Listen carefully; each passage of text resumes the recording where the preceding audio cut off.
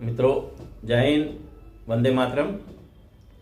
मित्रों, आज हम जिस भी परिस्थिति में हैं और जिस भी स्टेज में खड़े हैं जीवन के किसी भी क्षेत्र में,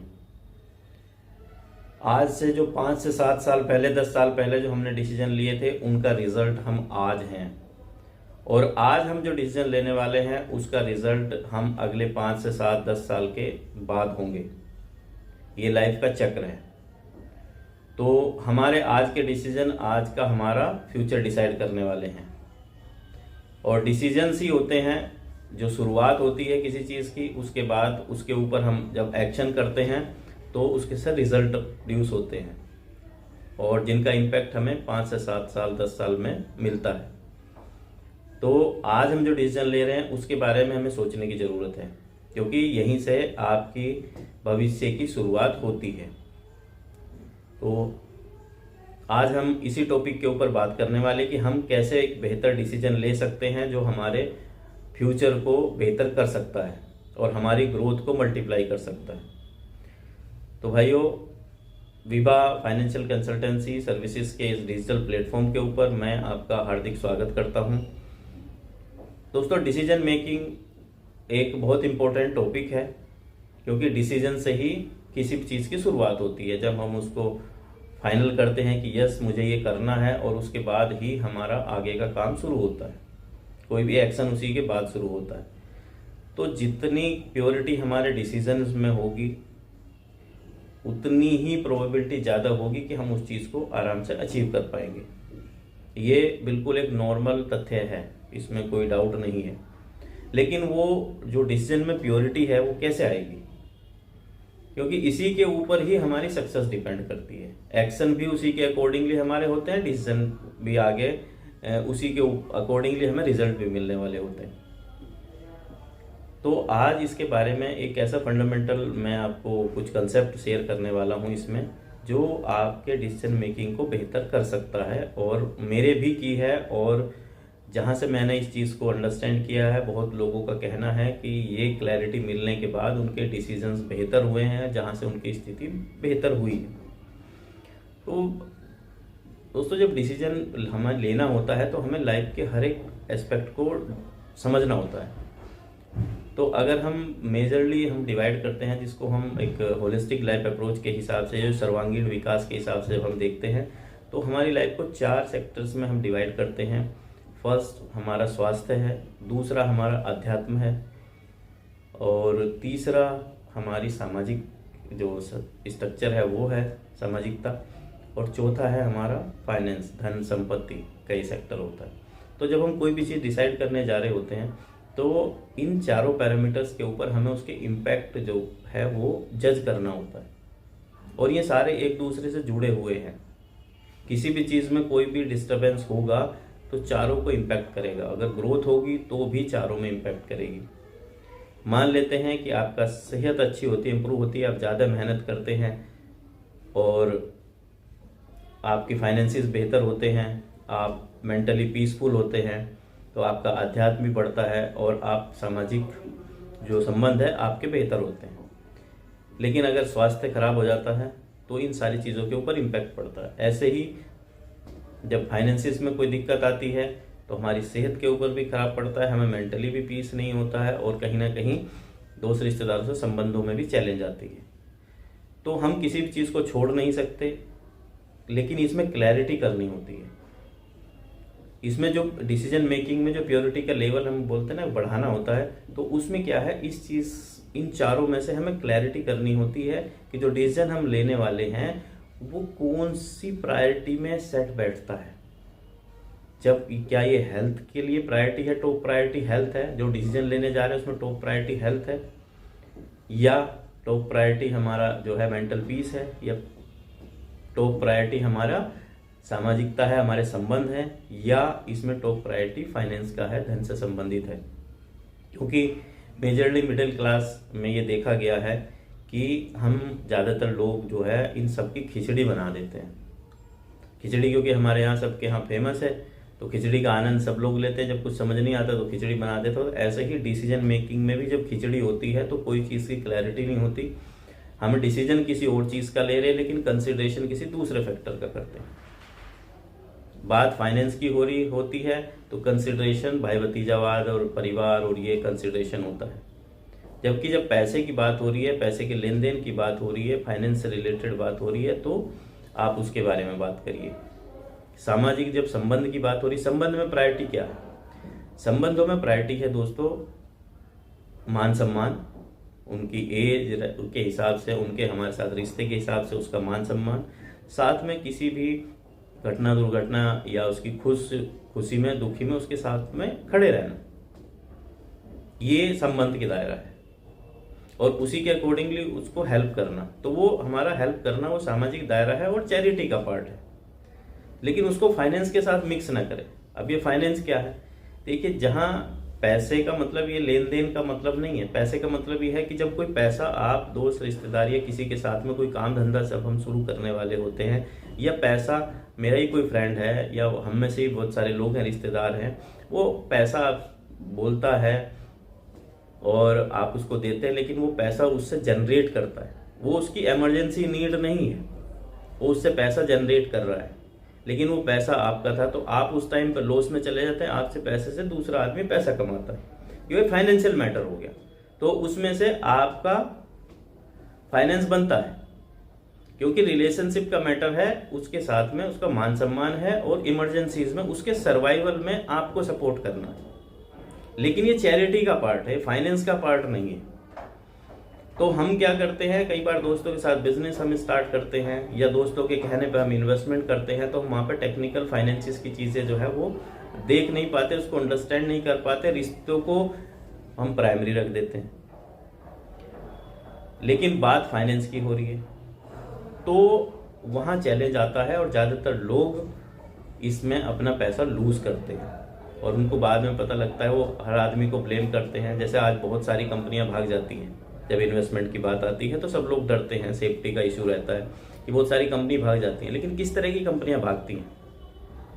वो इस तरह की कंपनियां भागती हैं जो भाई भतीजा दोस्तों के थ्रू पैसे इन्वेस्ट करवाती हैं। ये एक मेजर है, और स्पेशली मैं फौजी भाइयों को कहूँगा तो उनका तो मेजर यही है कि यारों दोस्तों के थ्रू, यारों दोस्तों के कहने पे आप इन्वेस्टमेंट करते हो, वहाँ पे आप रिस्क फैक्टर कैलकुलेट नहीं करते हो कि मेरे दोस्त ने लगाया है तो मैं भी उधर ही लगा दूंगा। जबकि फाइनेंस के हिसाब से मैं ये कहता हूँ कि जहाँ सब लोग पैसा लगा रहे हो वहाँ पे बिल्कुल आपको पैसा नहीं लगाना चाहिए। मेरा पहला स्टेटमेंट है, जब कोई मुझे बोलता है कि मेरे 4 दोस्तों ने वहाँ लगाया, उधर लगाया, उधर लगाया है, ये लगाया, तो मेरा मना करने का सबसे पहले ये होता है कि उस जगह पैसा नहीं लगाना। जहाँ पे 10, 20, 50 लोगों ने अपने लोग रह रहे हो उस कॉलोनी में घर नहीं लेना है। तो आप ये बोलेंगे बिल्कुल उल्टा, रीजन है उसका, क्योंकि वहां पे ग्रोथ नहीं आएगी, वहां पे उसी सोच का, उसी दायरे का रहेगा सारी चीजें, और वहां पे उस तरह का डेवलपमेंट नहीं आएगा जो हमें सोसाइटी से चाहिए। क्योंकि सोसाइटी में हमारे अलावा बाहर बहुत सारी नई चीजें चल रही, तो हम तक नई चीजें पहुंच ही नहीं पाती हैं, नए ऑप्शन नहीं पहुंच पाते, नई अपॉर्चुनिटी पहुंच पाती, वो उनसे मिलती है जो हमारे लिए नए होते हैं। सोसाइटी से हमें चारों तरफ से चीजें लर्न करने को मौका मिलता है। तो हमें अपनी अप्रोच को थोड़ा ओपन रखना है और हमें अपने डिसीजंस में क्लैरिटी लानी है। सबसे पहले बैठ के यही सोचना है कि जो डिसीजन है, हम जिस चीज की बात कर रहे हैं, जिसके बारे में करने वाला है, उसकी सबसे ज्यादा टॉप प्रायोरिटी कौन से सेक्टर की है। अगर health is a top priority, then बाकी सबको सेकंड, थर्ड, फोर्थ में लेके चले जाइए। अगर आपको लगता है कि मेंटल पीस, सुख शांति के लिए आपको चीजें करनी है, तो ये अध्यात्म की चीजें हैं, चैरिटी करना है, दान करना है, अगर कहीं चैरिटी प्रायोरिटी है तो देन फिर बाकी सारी चीजों को पीछे कर लीजिए। अगर कहीं रिश्ता इंपॉर्टेंट है, रिश्ता इंपॉर्टेंट है, मैं ये कह रहा हूँ कि आपको ये डिसाइड करना है कि रिश्ता इंपॉर्टेंट है और आपको उसकी हेल्प करनी है, तो वहाँ सामाजिकता को प्रायोरिटी दीजिए, वहाँ अपने प्रॉफिट लॉस को साइड रखिए। लेकिन ये मेरा ये मानना है कि सामाजिकता में 2 ही चीज़ें हैं, मान सम्मान रखना है उसका रिश्ते के हिसाब से, उसके एज के हिसाब से जो भी हमारा संबंध है, और दूसरा उसकी इमरजेंसीज के लिए उसके साथ उसके सुख दुख में खड़ा रहना है। लेकिन फाइनेंसिस को भी अलग रखना है, उसको फाइनेंसिस के साथ मिक्स नहीं करना है, क्योंकि वहाँ पे पार्टनरशिप शुरू हो जाती है। अगर एक आदमी गेन कर रहा है तो दूसरी साइड आप लूज कर रहे हो, क्योंकि आपका कहीं पैसा इन्वेस्ट होता तो आपको भी तो कुछ प्रॉफिट आता। तो वो प्रॉफिट एटलीस्ट जो है ना, अगर दूसरे आदमी ने कोई प्रॉफिट कमाया है तो वहाँ से आपको आना चाहिए। या हम इन्वेस्टमेंट करने जा रहे हैं और कोई आता है कि रिलेशनशिप के हिसाब से आप कभी भी इन्वेस्टमेंट करने मत जाइए, प्रॉपर कंसल्टेंट की सलाह लीजिए। आप देखेंगे कि आप हमेशा प्रॉफिट में जाएंगे और आप बहुत तेजी से ग्रो करेंगे। तो आपको क्लैरिटी को बढ़ाना होगा और उसमें उसी चीज को प्रायोरिटी देनी है, आपको कंसल्टेशन करनी, बंद किसी चीज को नहीं करना। मैं ये नहीं कह रहा कि रिश्ते नहीं निभाने, बट रिश्ते निभाने का एक दायरा। जब फाइनेंसिस की बात आ गई, आप कोई बिजनेस स्टार्ट कर रहे हैं अपने यारी दोस्तों के साथ में, परिवार फैमिली के साथ में, बिल्कुल वहीं से शुरुआत होती है। तो वहां पे टर्म्स एंड कंडीशन बिल्कुल क्लियर रखें कि भाई हमारी जो है ये टर्म्स कंडीशन रहेंगी, ये हमारा प्रॉफिट शेयरिंग रहेगा, ये हमारा एग्जिट रहेगा, अगर हम एग्जिट करते हैं तो ऐसे ऐसे हम एग्जिट करेंगे। सारा का सारा सेटअप फिर फाइनेंस के हिसाब से इनिशियली प्लान कीजिए। क्योंकि मैं ऐसे बहुत सारे दोस्तों को जानता हूं जिन्होंने यारी दोस्ती में काम धंधे शुरू किए, 4-5 साल निकलने के बाद जब काम धंधे सेट हो गए तो उसके बाद एक दो ने सारा जो है ना सिस्टम टेक ओवर कर लिया, लेन देन कुछ हुआ नहीं है, ना वे डिसाइड कर पाए कि क्या करना है, कैसे करना है, एंड यारी दोस्ती में मांग हम पाए नहीं। मेरे बहुत क्लोज है, उनको कुछ नहीं मिला, क्या फायदा हुआ। अल्टीमेटली वो बिजनेस जो डेवलप किया था वो भी कहीं ना कहीं चला गया, और साथ में हमारे जो फाइनेंसिस थे 4-5 साल जो हमने लगाए हैं वो भी हमारे चले गए। तो इससे बेहतर ये नहीं था कि सारा सिस्टम चलता रहे, उससे पहले ही हम उसको क्लियर कर लें, क्योंकि ये हमें सीखने को मिलता है। मैं टाटा से इस मामले में आपके एक एग्जांपल के साथ में शेयर करना चाहूँगा कि टाटा, आपको पता है रतन टाटा जी अपनी इनकम का 80% से ज़्यादा दान कर देते थे। ये उनका चैरिटी पार्ट है, ये अध्यात्म का पार्ट है। लेकिन दोस्तों उनको क्लैरिटी इतनी थी, उन्होंने बिजनेस को बिजनेस की तरह ही चलाया। उनके पास एम्प्लॉयज हैं जिसका वो केयर करते थे, सब चीज़ें थी उनकी, लेकिन कभी भी उन्होंने किसी कस्टमर को प्रोडक्ट सस्ते नहीं दिए अपने, किसी भी जो एम्प्लॉय है उसको मार्केट से ज़्यादा सैलरी नहीं दी उन्होंने, किसी को भी अनड्यू कुछ नहीं दिया। जो मार्केट की चीजें चलती हैं वही रखी, बिजनेस को बिजनेस के हिसाब से रन किया। वहां से प्रॉफिट अर्न जब हो गया उसके बाद उन्होंने उसको 80% से ज्यादा दान कर दिया, क्योंकि वो उनके जो यूज में जो उनको लगता था कि ये मेरे उससे ज्यादा है तो ये समाज में चला जाए। बट ये चैरिटी का पार्ट है, ये आध्यात्म का पार्ट है, ये बिजनेस का पार्ट नहीं है।